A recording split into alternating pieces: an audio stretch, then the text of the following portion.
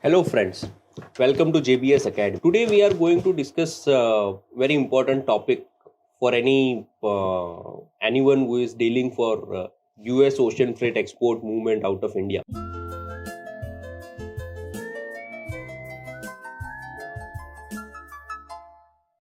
For latest updates, subscribe to our channel and press the bell icon.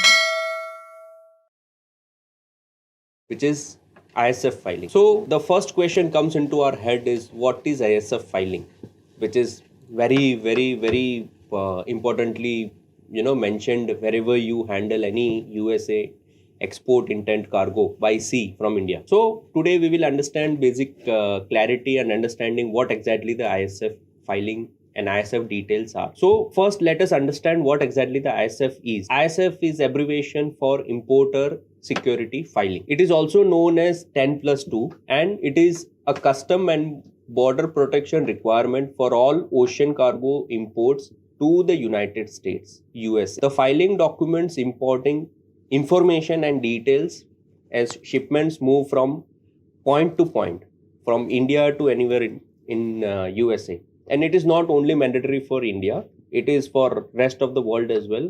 But basically the cargo which is intended to import to USA by sea, the same set of requirement has to be provided to CBP, which is Customs and Border Protection. It must be delivered to CBP before the final departure to the USA. So, for example, like say on 10th of month, the shipment is about to depart from India. So the CBP in USA has to have the details at least 24 hours prior, which is 9th of this month, to be made available to the respective department in terms of 10+2 or ISF form itself. So now the question arises, why the ISF is so important? So basically the information included in ISF improves the CBP's ability to flag high risk shipments that may pose a safety threat upon arrival. This increased visibility helps CBP the smuggling of substances or people inside the USA border. The ISF filing only affects ocean vessel imports. Very important. It does not affect any different cargo imports entering to US by any other mode. Or for example, by air, ISF is not required. Or even the cargo is, arriving in bulk vessel, then also the ISF is not required. It is purely required for the containerized cargo arriving in US. So further, we have to understand what exactly the details are covered into the ISF. So we have to understand there are three different parties altogether involved, which are getting for the export movement for the containerized cargo. One is either the exporter or importer, whomsoever is executing the shipment. The second, the agent, which is involved for that particular shipment. For example, any agent is involved and they are also incorporating their house BL into it.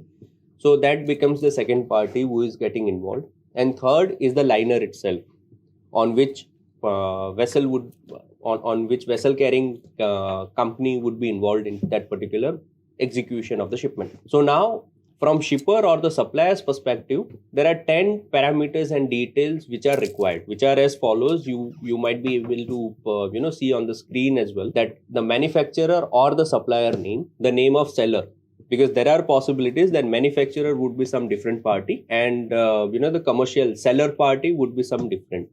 Exporter would be different and manufacturer can also be different. Both the details has to be shared. Further, the intent buyer who is going to take the end use of this cargo, that detail has to be provided. Then ship to name and address, then where exactly the cargo is supposed to ship. It is because the same way buyer can also be different and actual the person or the company who is going to utilize it might also be different.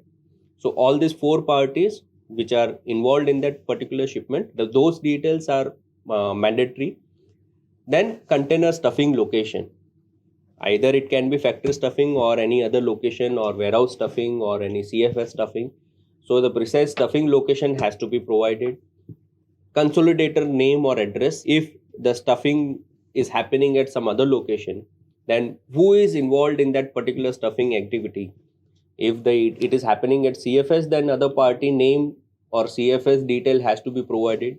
If it is factory stuffing, then definitely the exporter or seller detail will be same in this category as well. Importer of record, which is who is intent to have the delivery and who is responsible to bring this cargo into USA. That is exactly the party who will be referred as an importer of record. For example, freight trade zone applicant identification number, which is going to be utilized for that particular shipment.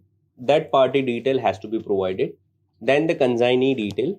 Then who is going to get the cargo in USA. Then definitely the country of origin, and last, the cargo and commodity detail also has to be provided along with their respective harmonized code for each and every product. For example, there are multiple 10 to 15 products. Both are having different HS code. Then all different HS code with the product detail has to be provided into the ISF detail. So, as I said earlier, those 10 details are required from the supplier or the seller.